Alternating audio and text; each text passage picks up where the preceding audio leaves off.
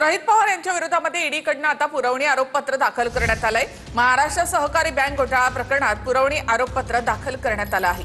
कन्नड साखर कारखान्याच्या लिलाव प्रक्रियेमध्ये घोटाळा झाल्याचा आरोप आहे। लिलाव प्रक्रिया बेकायदेशीररित्या राबवल्याचा देखील आरोप आहे। बारामती अॅग्रो कंपनीच्या माध्यमातून हा घोटाळा केल्याचा आरोप आहे।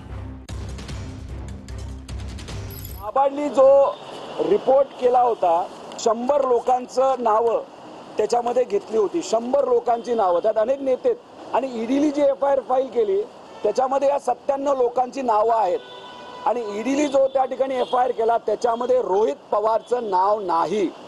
आता याच्यामध्ये जे 97 लोक आहेत याच्या खोलामध्ये तुम्ही जर गेला तर त्याच्यामध्ये बहुतांश लोक ही एकनाथ शिंदे साहेबांकडे, भाजपकडे नाही तर अजितदादांच्या पक्षाकडे आहेत। म्हणजे आता ते लोक सत्तेत आहेत, आम्ही मात्र विरोधात आहोत आणि याच्यामध्ये फक्त एक केस माझ्या विरोधात आहे आणि मी एकटाच त्या ठिकाणी आता ईडीच्या विरोधात लढत आहे। पण आम्ही लढणार, जिंकणार आणि दूध का दूध पाणी का पाणी हे कोर्टाच्या माध्यमातून होईल असं मी आपल्या सर्वांना आश्वासित करतो। ईडीकडे आम्ही 100 प्रकरणं पाठवली आतापर्यंत भ्रष्टाचाराची, किमान 100 प्रकरणं मी पाठवलेली आहेत भ्रष्टाचाराची।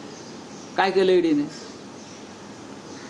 जे मंत्री आहेत फडणवीस मंत्रिमंडळात, जे आमदार आहेत ज्यांच्यावरती ईडीच्या कारवाया सुरू होत्या आणि आहेत किंवा होणार होत्या त्यांच्यावरती अजून आरोपपत्र किंवा पुरवणी आरोपपत्र का दाखल झालं नाही? देवेंद्र फडणवीस आणि भारतीय जनता पार्टी अजितदादा पवाराविरुद्ध ट्रकभर पुरावे, या ट्रकभर पुराव्याचं काय झालं हा प्रश्न आहे।